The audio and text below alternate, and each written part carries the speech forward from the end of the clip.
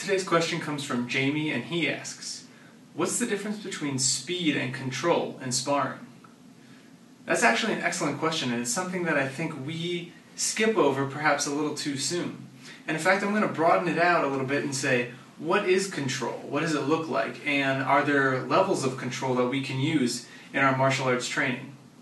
So first of all, a definition for control that might seem easy is simple. Don't hurt your partner or your opponent. But we can actually break it down into two primary categories, or rules. The first rule is aim accurately and land your strike where you're looking to go. So, for example, if I'm striking and I'm just swinging wildly and I can hit stuff, but it has no direct impact of where I'm aiming, then I lack control in that sense.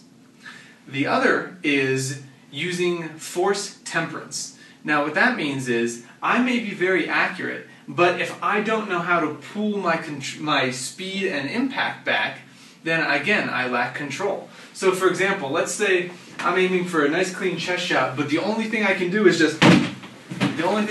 slam. I don't know how to stop from hitting my partner hard.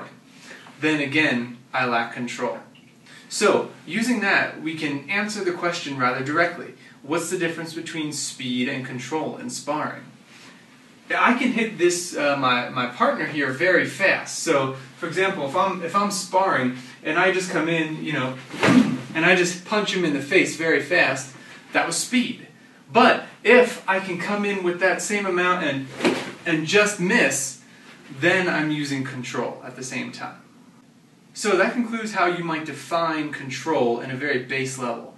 But let's take it to the next level, how you might use it as you advance in your martial arts training. So, as we mentioned, for proper control, we need to be able to be pinpoint accurate and also use our force temperance in order to not strike hard. So, by those qualifications, a drill like Ippon Kumite might be useful for drilling good control. So, in case you haven't seen it, a lot of times what will happen is when you first start off with your partner, you'll be at a safe distance from one another. One person will strike, the other person will block, punch back, and return. And it's a great way for the teacher to come through and watch technique and do little tweaks, and nobody gets hurt, so that's great. Everybody goes home happy. After a couple of years, when students get the hang of it, they'll start to speed it up and make it look better and crisper and faster. So Ippon Kumite will eventually start looking something like this, where the strike will come in and we'll block, and we'll strike and return. And then the next punch will come in and we'll block and strike and return. Now, on the surface that looks like excellent control, but there's some problems. If you notice, if we slow things down here, when I do my block, I'm rooting into a stance. And then I'm using my innate ability to calculate distance to punch and miss. Now, I'm missing, and that's good. And I'm striking fast, and that's good.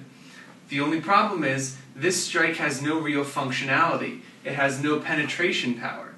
Because I'm rooting down into my stance too soon, this is the maximum amount of punch that I have. I might be able to lean in and touch him, but then I've lost the whole functionality of the stance. So in reality, over years, if I never learn to adapt that, I'm training bad habits. And something very important to keep in mind is muscle memory is a very real issue when it comes to using techniques in times of high stress. So if you practice this 1,000 times and it's burned into your muscle memory, there's a very real chance that you're not going to automatically adjust into being able to strike at the right distance. So that being said, when we practice our techniques, first of all, we need to make sure that we strike with penetration available. That means instead of striking like this, I need to strike like this. Because from here, I can still move my hand through and strike the target.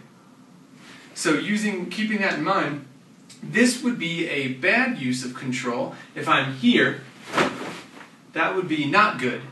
However, this would be much better. Here. Because as I'm striking, I'm pulling with that still available. Now that brings us to our next point, which is very important. Using the stance for force momentum into the target instead of just rooting into the ground. If I hit a deep stance and strike like this, then I'm using some hip, some shoulder, some arm in order to strike. I'm not letting my entire body weight go through into the opponent.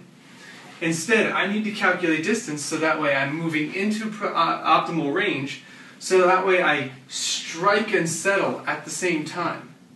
So the difference being from here, I can strike like that, or I can shift in and strike here.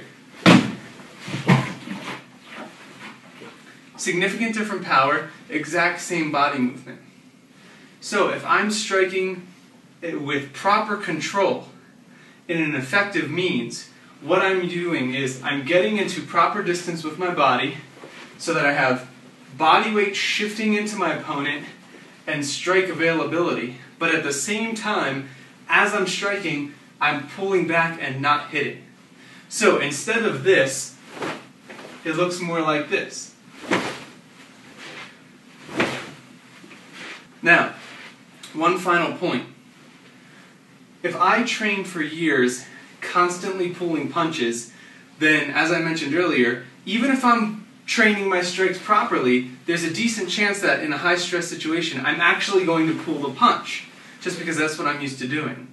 So when you train in this way, especially against a bag, it's a very good idea to rotate, control, and strike. So that way I'm using the exact same body movement for my control technique as is my strike. So this is very good because then I don't have a dojo mindset and a street mindset. All I have is one effective mindset. So that looks something like this from here.